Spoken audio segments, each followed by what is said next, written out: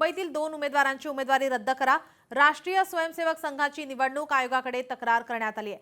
Ward क्रमांक 118 आणि 122 मधील उमेदवारांची तक्रार केलेली आहे। देश जनहित पक्षाच्या वैशाली जी आणि प्रशांत जी यांची उमेदवारी रद्द करा। संघाचे पुरस्कृत उमेदवार म्हणून उल्लेख केल्याने आरएसएसची कारवाईची मागणी, मतदारांची दिशाभूल केल्याने कायदेशीर कारवाईची मागणी केली आहे।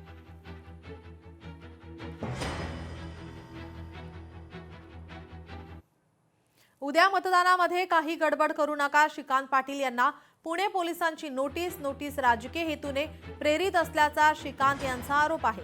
श्रीकांत पाटील शरद पवारांच्या राष्ट्रवादीचे प्रभारी शहराध्यक्ष आहेत। श्रीकांत पाटलांना नोटीस पाठवल्याने खळबळ माजली आहे।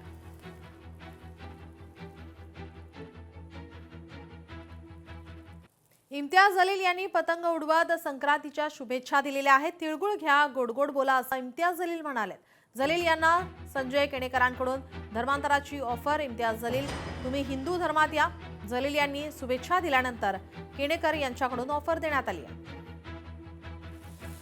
खैरे साहेब, दानवे साहेब, भुमरे साहेब, संजय शिरसाट साहेब, अतुल सावे साहेब, जयस्वाल साहेब आणि कोणाकोणाचं नाव घे, केणेकर साहेब यांना सगळ्यांना मी माझ्या वतीने मकर संक्रांतीचा पुन्हा हार्दिक शुभेच्छा देतो, तिळगुळ देतो आणि गोड गोड बोलण्याची अपेक्षा त्यांच्याकडून ठेवतो। संक्रांतीचा खऱ्या अर्थानं हा पवित्र सण आहे।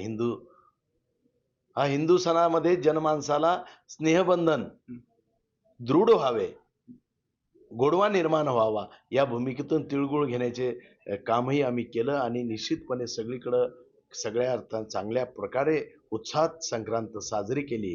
आता याने खरं तर हिंदू धर्मात येऊन मार्गदर्शन करावं आणि हिंदू धर्मात येऊन जर आम्हाला शुभेच्छा दिल्या तर आम्ही आमचे हिंदू लोक जनमानूस डोक्यावर घेऊन नाचेल। यांनी आम्हाला तिथून मार्गदर्शन करू नये। लोकशाही मराठी ऐका, पहा, जागरूक रहा।